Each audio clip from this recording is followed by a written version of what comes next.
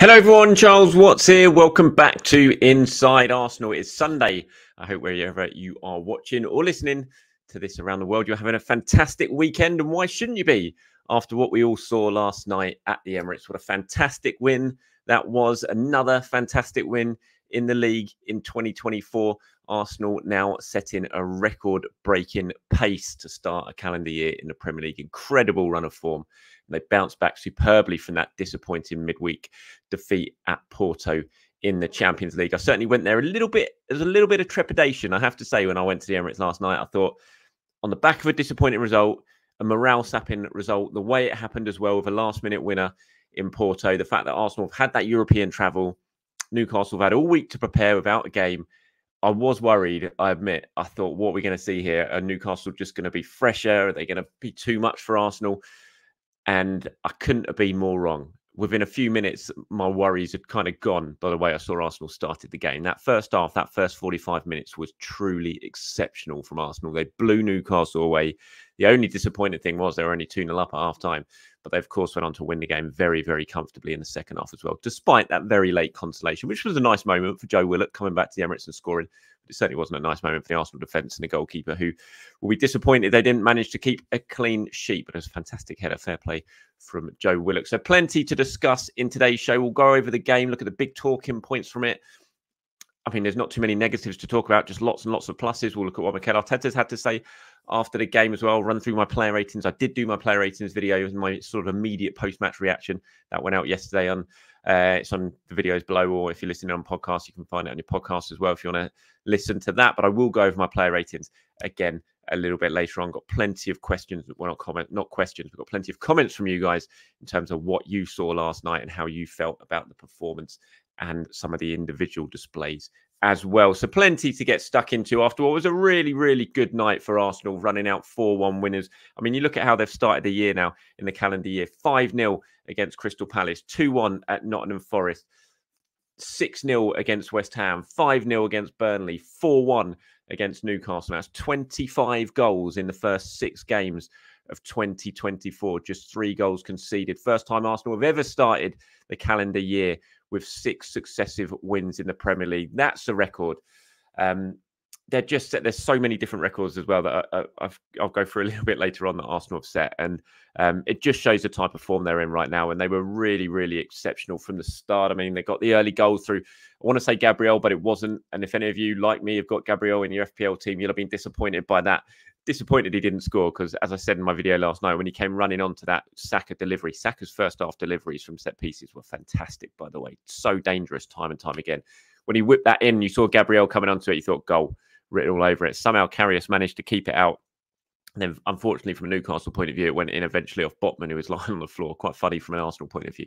So that was 1-0 and thoroughly deserved because Arsenal had been brilliant up to that point. The first 15 minutes or so, the intensity they played with, just straight from the off. You know, Kai Havertz, I think within a minute, it sort of hurried one of their players off the ball when they were trying to pass it out from the back. And that just set the tone. It got the crowd up and it just set the tone for what was to come. Martin Odegaard just did not give them a second's rest. The intensity showed, considering how much football he's played recently, considering what Arsenal went through midweek with the Champions League game and travel. It was tiring watching him. Honestly, I was just watching. I was like, how are you doing this? The physical capabilities that these players have got at the elite level is just unbelievable to continue pressing. And Arsenal just suffocated Newcastle in that first half. It was one of the best 45 minutes I've seen, not just from Arsenal in a long, long time, but from a football team in a long, long time. The word sort of suffocating, that's all I can really think of. Newcastle could not get out. They couldn't get anything. They just couldn't. There was amazing stats doing the rounds in terms of how many touches they'd had in the Arsenal half compared to Arsenal had. It was just unbelievable. It was 2-0 soon after. Kai Havertz getting the goal. Brilliant play by Jorginho, who we'll talk about. Just a virtuoso performance from Jorginho. Lovely floated ball over the top. Martinelli with a run. Nice touch. Cut it back. And there was Kai Havertz to finish it off 2-0. And you kind of thought at that point, right, how many are Arsenal going to get? We've seen them score 6 at West Ham. We've seen them score 5 at Burnley. What are they going to do here? You know, 2-0, it could have been absolutely anything. And Newcastle would have been so relieved to have got back into the change room at half-time and just been 2-0 down. There are other chances for Arsenal. There was Martinelli's that header when Saka and Odegaard, fantastic combination down the right-hand side. And had he scored, it would have been a truly brilliant team goal, but he just headed it over. There was a couple of other shots from from Martinelli as well that went close. Saka had a shot saved by Karius. Declan Rice had a shot saved by Karius. It was just total domination. Newcastle didn't have a shot, not just on target. They didn't have a single shot in the first 45 minutes. It was such just complete and utter domination from Arsenal. And you did wonder, the last couple of minutes of the first half, Newcastle had a bit of possession for the first time, really. And you started to think, are they going to ease back into this game? Is it going to be one of those matches where you somehow, they get the next goal and suddenly a match that was so one-sided just flips on its head? And you knew they had to start the second half well, Arsenal, and they should have been 3-0 up. Kai Havertz going through, brilliant play by Saka onto Martinelli. He slipped Havertz through one-on-one. I mean, it just should have been a goal. He put it wide. He dragged it wide. When you kind of looked at it, he got a little bit close to the goalkeeper before taking the shot on, and then the keeper, Karius, had come out. He'd narrowed the angle. He kind of felt he almost had to clip it over him. But I think he probably should have shot a little bit earlier before Karius was able to narrow the angle. I watched Saka in that, and he just fell on the floor when it rolled wide because he knew how good a goal that would have been had Havertz had finished it off. And that was when, after that, Newcastle did then probably have their best spell. There was one lovely bit of play by Isaac down the left-hand side, brilliant control on a long field pass, and then he completely done Ben White with a lovely bit of footwork, whipped his shot over. And they were beginning to threaten at that point, and you felt it was a crucial moment in the game, and Arsenal went and killed it off just a few minutes after that, which was fantastic timing for them. Bukayo Saka again, Havertz just doing so much ugly stuff, which he did so well throughout the game, winning the ball back, laying it off. It got fed out wide to Saka. I think it was Havertz who actually played the ball out wide to Saka. Saka cut inside. It was one of those, people have said, oh, it's like an Iron Robin type moment. You knew what he was going to do. Newcastle knew what he was going to do. We all knew what he was going to do. And yet they still couldn't stop him. Just cut inside, bent it in the far corner. Lovely finish. There was a slight nick off the defender, but it was absolutely, it was going in. It was Saka's goal. 3-0, and it was 4-0 soon after with Kivior's header. I mean, Arsenal set pieces again. It's another 2 to add to the collection. Well, I don't know if they technically go down as goals from set pieces, because especially the first one, because that ended up being an own goal. I imagine it probably does, but Nicolas Jova absolutely earning his coin once again, and 4-0 at that point. And then it was perfect for Arsenal after such a demanding week. Mikel was able to ring the changes, immediately made a triple change with Odegaard going off, Saka going off. I can't remember who the other player was who went off at that point. Was it Declan Rice? I can't remember, but it was just, you're able to immediately make 3 changes. Smith Rowe and Nketiah and Nelson all coming on. Jorginho went off soon after, who'd been brilliant throughout. It was just perfect for Mikel Arteta, and it was just a complete domination. You look at the stats there. Again, this is from Scott Willis on cannonstats.com. I'll drop the link into his site below in the description if you want to have a look at it. Just 19 shots to Arsenal, 3 for Newcastle throughout the game. Arsenal dominating in all aspects of that match, just so on top. Newcastle blown away. I mean, you look at, this is a field tilt graphic from Scott, and you look at that first half. It's just unbelievable, the level of domination we are talking about there. Obviously, second half slightly more even, as you would expect. Game was done and dusted. Arsenal, it was impossible to match the intensity levels they showed in that first half in the second half, given the game times they've played, given the European travel. They were never going to be able to keep that up. It was just physically impossible. But to produce a level of performance like they did in that first half was so impressive and deserves so much credit, especially after the defeat and how they would have felt after that defeat. Mikel said the players immediately after Porto, as what was his quote, isn't it? They felt it in their tummy. They wanted to put that right. Odegaard as well, saying that what happened at St James's Park early on the season did give them a little bit of extra motivation. And it certainly looked like that with the way they came out and attacked that first half. It was just, like I said, not just one of the best performances I've seen from Arsenal in a 45-minute display, just from any Premier League team in a long time. It was just pure suffocation. They did not give Newcastle a second's rest, and they deserve an awful lot of credit for that. Mikel, speaking afterwards, said, I think we had a great performance. Big credit to the boys after just half a day to prepare for the game. The way they executed everything, the intensity, the commitment, the determination, the aggression and progression in everything they were doing with the ball. They played with a lot of courage against the team, and we got rewarded. I think we fully deserve to win the game. The team is hitting form. We are in a good moment. The players individually are performing. It's not any secret things are flowing at the moment. We are scoring goals in various ways, and we want more. We score one, and we want to go for the second and the third and the fourth. And I love that mentality from the team. We all love that mentality from the team, especially when you look at the first half of the season, how the goals weren't really flowing, and you were looking at it thinking, can they score enough goals here? And the way that the year has started, how things have flipped on their head is truly remarkable. Long may that continue, and hopefully it will indeed. Jorginho, named man of the match. He was, I felt he should have played in Porto. Lots of you have got in touch and sort of said, can he play at that level now at that age? A game every 3 days. Ultimately, we'll never know now because he didn't play in that one. But I still feel it was a bit of a missed opportunity not playing him in Porto.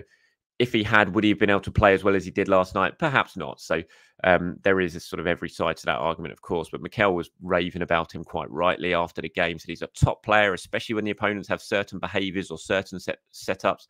The way I can imagine the game, he is going to have a big impact. But I think you have to do it at this level. And when he's not playing consistently, but I think you have to do it at this level. And when he's not playing consistently, credit to him because he was magnificent again today.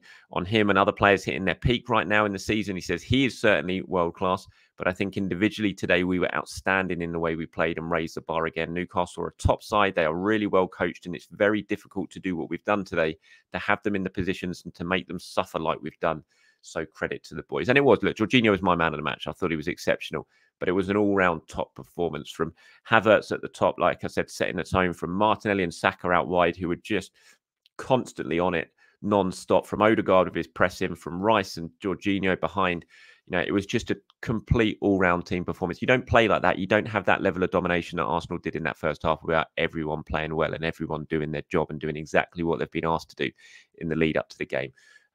It was one of those matches you could really, really enjoy. And as you can probably tell, I certainly did. In terms of the record, look, we'd already talked about the record that Arsenal set to start this year. First time in the club's history to make it 6 league wins in a row.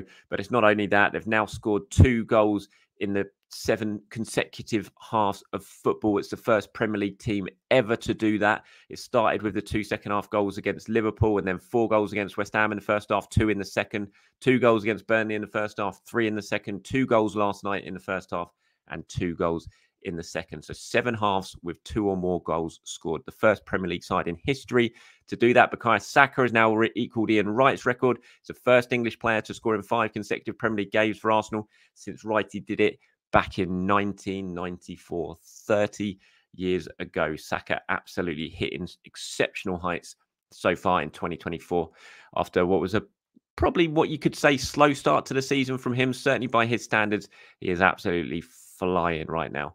And Arsenal benefiting for that. And I brought him into my fantasy team as well this week, which I thought might be the Charles Watts curse, but thankfully it wasn't. So well done, Bukayo Saka, and some lovely, lovely points for me indeed. So record-breaking Arsenal. It's lovely to see, lovely to say, and long may that continue. And remember, next time out in the Premier League, Sheffield United away, who have conceded a fair amount of goals this season.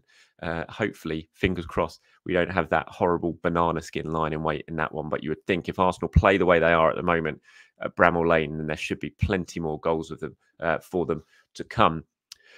Okay, player ratings wise, I've just realised pulling this graphic up. If you're watching on YouTube, I haven't actually put the numbers on for the player ratings. So well done to me for that. Apologies. So I'll have to run through this without the numbers on the screen for you to look at. But that was a starting 11 anyway. David Raya, I gave a 7. I thought he played really well. David Raya, unlucky not to get his clean sheet. Obviously, could do nothing with a goal. Brilliant header from Joe Willock.